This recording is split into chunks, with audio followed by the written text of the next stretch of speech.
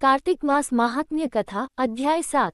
नारद जी ने कहा, हे राजन, कार्तिक मास में व्रत करने वालों के नियमों को मैं संक्षेप में बतलाता हूँ, उसे आप सुनिए। व्रती को सब प्रकार के आमिष मांस, उड़द, राई, खटाई तथा नशीली वस्तुओं का त्याग कर देना चाहिए। व्रती को दूसरे का अन्न ग्रहण नहीं करना चाहिए, किसी से द्वेष नहीं करना चाहिए और तीर्थ के अतिरिक्त अन्य कोई यात्रा नहीं करनी चाहिए। देवता, वेद, ब्राह्मण, गाय, व्रती, नारी, राजा तथा गुरुजनों की निंदा भी नहीं करनी चाहिए। व्रती को दाल, तिल, पकवान व दान किया हुआ भोजन ग्रहण नहीं करना चाहिए। किसी की चुगली या निंदा भी नहीं करनी चाहिए। किसी भी जीव का मांस नहीं छूना चाहिए।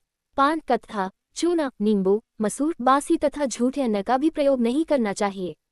गाय, बकरी तथा भैंस के अतिरिक्त अन्य किसी पशु का दूध नहीं पीना चाहिए।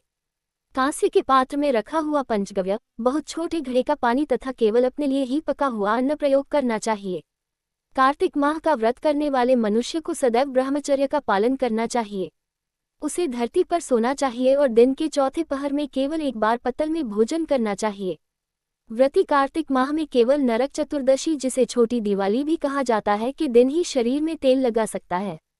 कार्तिक माह में व्रत करने वाले मनुष्य को सिंघाड़ा, प्याज, मट्ठा, गाजर, मूली, काशीफल, लौकी, तरबूज इन वस्तुओं का प्रयोग बिल्कुल नहीं करना चाहिए। रजस्वला, चांडाल, पापी, मलेच्छ, पतित, व्रतहीन, ब्राह्मणद्रोही और नास्तिकों से बातचीत नहीं करनी चाहिए। भगवान विष्णु को प्रसन्न करने के लिए अपनी शक्ति के अनुसार चांद्रायन आदि का व्रत करना चाहिए और उपर्युक्त नियमों का पालन करना चाहिए। व्रती को प्रतिपदा को कुम्हारा, द्वितीया को कटहल, तृतीया को तरुणी स्त्री, चतुर्थी को मूली, पंचमी को बेल, षष्ठी को तरबूज, सप्तमी को आंवला, अष्टमी को नारियल, नवमी को मूली, दशमी को लौकी, एकादशी को परवल, द्वादशी को बेर, त्रयोदशी को मट्ठा, चतुर्दशी को गाजर तथा पूर्णिमा को शाक का प्रयोग नहीं करना चाहिए। रविवार को आंवला का प्रयोग नहीं करना चाहिए। कार्तिक माह में व्रत करने वाला मनुष्य यदि इन शाकों में से किसी शाक का सेवन करना चाहे तो पहले ब्राह्मण को देखकर ग्रहण करे। यही विधान माघ माह के व्रत के लिए भी है। देवोत्थानी एकादशी में पहले कही गई विधि के अनुसार नृत्य, जागरण, गायन, वादन आदि करना चाहिए।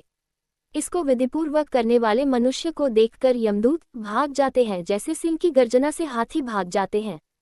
कार्तिक माह का व्रत सभी व्रतों में श्रेष्ठ है। इसके अतिरिक्त जितने भी व्रत यज्ञ हैं वह 1000 की संख्या में किए जाने पर भी इसकी तुलना नहीं कर सकते, क्योंकि यज्ञ करने वाले मनुष्य को सीधा वैकुंठ की प्राप्ति होती है।